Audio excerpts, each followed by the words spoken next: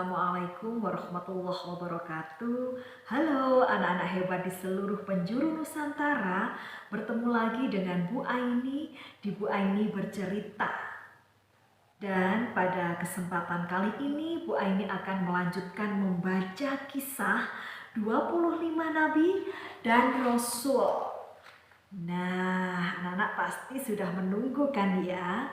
Dan buku ini ditulis oleh Irsyad Zulfahmi SPD dengan penerbit Wahyu Media.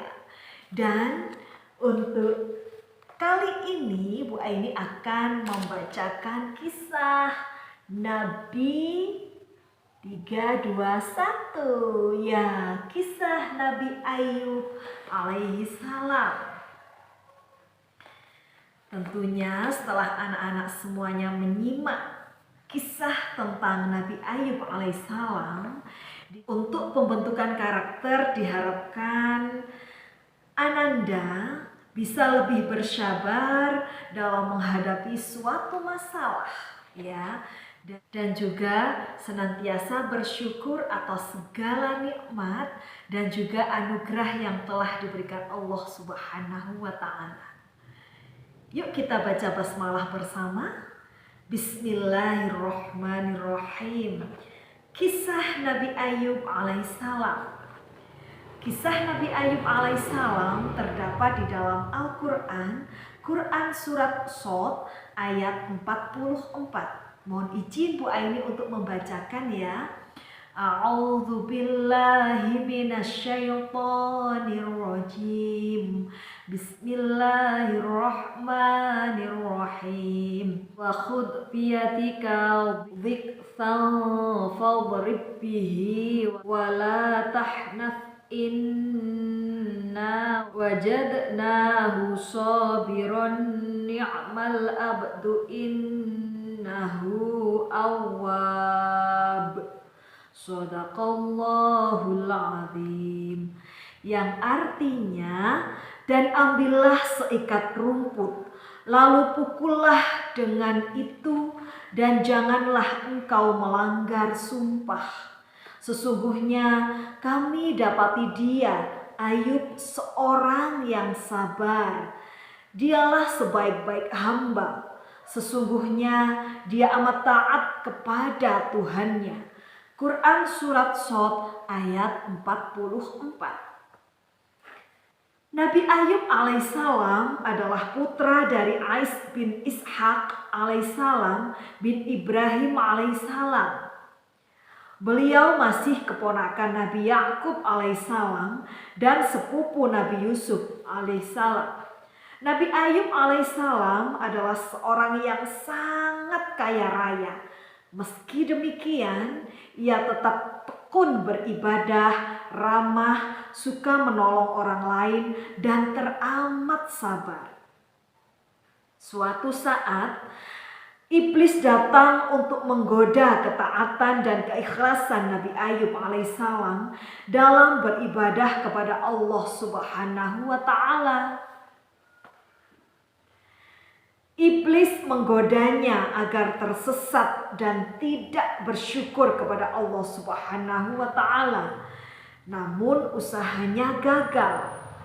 Lalu iblis menghadap kepada Allah Subhanahu wa Ta'ala.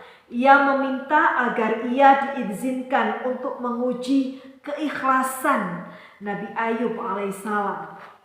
Iblis berkata, "Wahai Tuhanku, sesungguhnya Ayub taat beribadah kepadamu, tak lain karena takut kehilangan kenikmatan yang engkau berikan kepadanya.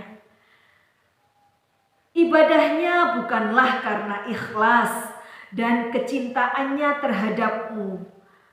Andai kata ia tertimpa musibah yang amat berat, belum tentu ia akan tetap taat beribadah kepadamu." Allah Subhanahu wa Ta'ala berkata kepada iblis, "Sesungguhnya Ayub adalah hambaku yang sangat taat ibadahnya kepadaku, semata-mata didorong iman yang teguh kepadaku. Iman dan takwanya takkan tergoyahkan hanya oleh perubahan keadaan duniawi. Cintanya kepadaku takkan berkurang walaupun ditimpa musibah apapun yang melanda dirinya. Kuizinkan kau menggoda dan mencoba memalingkannya dariku. Kuizinkan kau menggoda dan mencoba memalingkannya dariku. Lihatlah sampai di mana kemampuanmu untuk menyesatkan Ayub hambaku. Demikianlah iblis mulai menggoyahkan keimanan Nabi Ayub alaihissalam. Mula-mula ia membinasakan hewan ternak milik Nabi Ayub alaihissalam. Setelah itu, iblis menghancurkan lahan perkebunan dan pertanian Nabi Ayub alaihissalam. Iblis mengira Nabi Ayub alaihissalam akan berkeluh kesah dan berpaling dari Allah Subhanahu wa Ta'ala. Namun ternyata Nabi Ayub alaihissalam tetap berprasangka baik kepada Allah. Iblis yang tak puas kemudian mendatangi anak-anak Nabi Ayub alaihissalam yang berada di sebuah bangunan. Iblis menggoyang-goyangkan tiang-tiang bangunan tersebut. Bangunan itu pun roboh. Anak-anak Nabi Ayub alaihissalam yang berada di dalamnya wafat semuanya.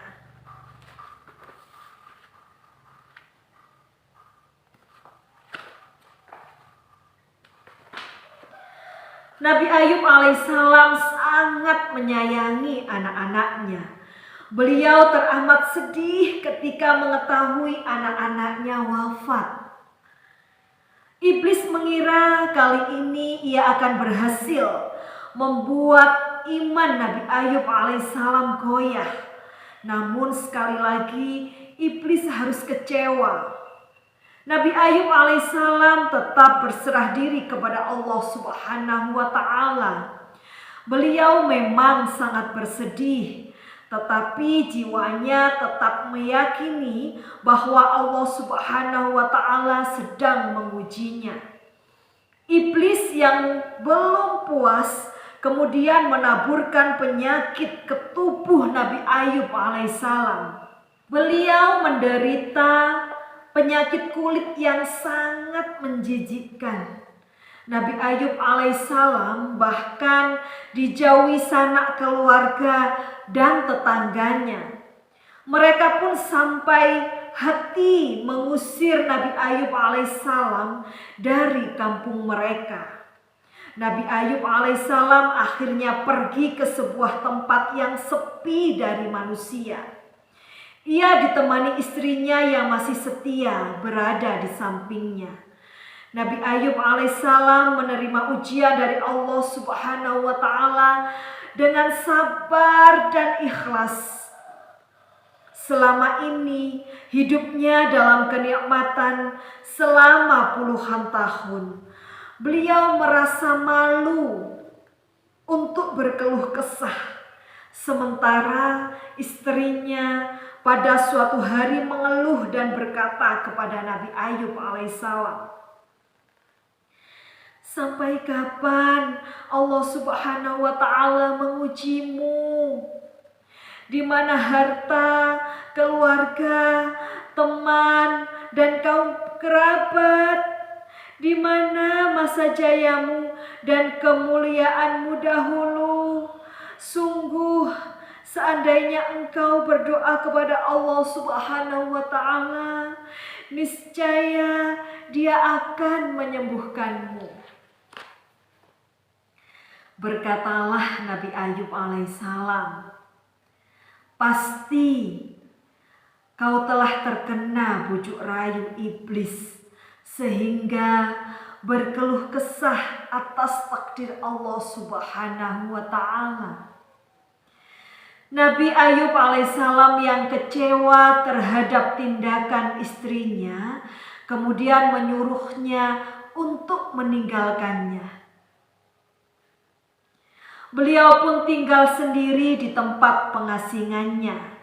Di tengah kesendiriannya, Nabi Ayub alaihissalam bermunajat kepada Allah Subhanahu wa ta'ala, memohon rahmat dan kasih-Nya. Allah Subhanahu wa ta'ala menerima doa Nabi Ayub alaihissalam. Allah Subhanahu wa ta'ala menganggap hambanya telah mencapai puncak kesabaran dan keteguhan iman dalam menghadapi cobaannya. Allah Subhanahu wa ta'ala kemudian berfirman kepada Nabi Ayub, "Hantamkanlah kakimu ke tanah. Dari sana akan memancar air yang akan menyembuhkan penyakitmu. Gunakanlah untuk minum dan mandimu." Nabi Ayub alaihissalam pun lama-kelamaan sembuh seperti sedia kala. Sementara itu istrinya pada suatu hari merasa kasihan dan tak tega membiarkan suaminya seorang diri. Ia datang untuk menjenguk, namun ia tak mengenali lagi suaminya. Hal itu dikarenakan Nabi Ayub alaihissalam kini tampak jauh berbeda. Nabi Ayub sangat gembira melihat istrinya kembali. Beliau pun memaafkan semua kesalahan yang pernah diperbuat oleh istrinya. Berkat kesabaran dan keteguhan imannya, Nabi Ayub alaihissalam dikaruniai kekayaannya lagi seperti sedia kala. Beliau pun kemudian memperoleh anak bernama Bashar yang kemudian dikenal sebagai Nabi Zulkifli alaihissalam. Nah, anak-anak hebatku semuanya, kisah Nabi Ayub alaihissalam terdapat di dalam Al-Quran dan dijelaskan dalam Al-Quran pada surat Al-Anbiya ayat 83 sampai 84. Surat Shad ayat 41 sampai 44 dan surat Al-An'am ayat 84. Berikut adalah doa Nabi Ayub alaihissalam. A'udzu billahi minasyaitonir rajim. Bismillahirrahmanirrahim. Wa ayyuba idh nada rabbahu anni massaniyadh-dhurru wa anta arhamur rahimin. Shadaqallahul azim. Yang artinya, dan ingatlah kisah Ayub ketika ia berdoa kepada Tuhannya, "Wahai Tuhanku, sesungguhnya aku telah ditimpa penyakit dan Engkau adalah Tuhan yang maha penyayang di antara semua penyayang." Quran surat Al-Anbiya ayat 83. Nah, anak-anakku hebat semuanya, untuk hikmah dan pembelajaran yang dapat kita petik dari kisah Nabi Ayub alaihissalam adalah setiap peristiwa pasti mengandung hikmah dan balasan. Kita harus bersabar dan bertawakal kepada Allah Subhanahu wa ta'ala terhadap cobaan dan ujian yang datang.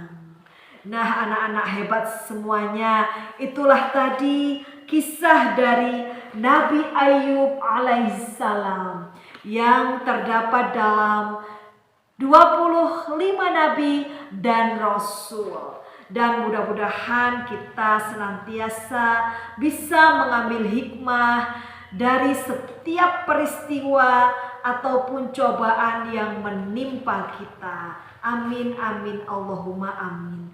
Dan mudah-mudahan Allah senantiasa memberikan kita semuanya kesehatan, kekuatan, kesabaran, keberkahan, kemudahan-kemudahan dalam menjalankan aktivitas kita selama berada di dunia ini. Dan mudah-mudahan semuanya diberikan kebahagiaan dan keselamatan baik di dunia maupun di akhirat. Amin, amin, Allahumma amin. Anak-anakku semuanya, terima kasih atas segala perhatiannya dan mohon maaf apabila ada kekhilafan. Dan Bu Aini akhiri, ihdinas siratal mustaqim, wabillahi taufiq wal hidayah, wabiridho wal inayah, wassalamualaikum warahmatullahi wabarakatuh. Terus semangat belajar dan terus semangat membaca. Salam literasi. Dadah.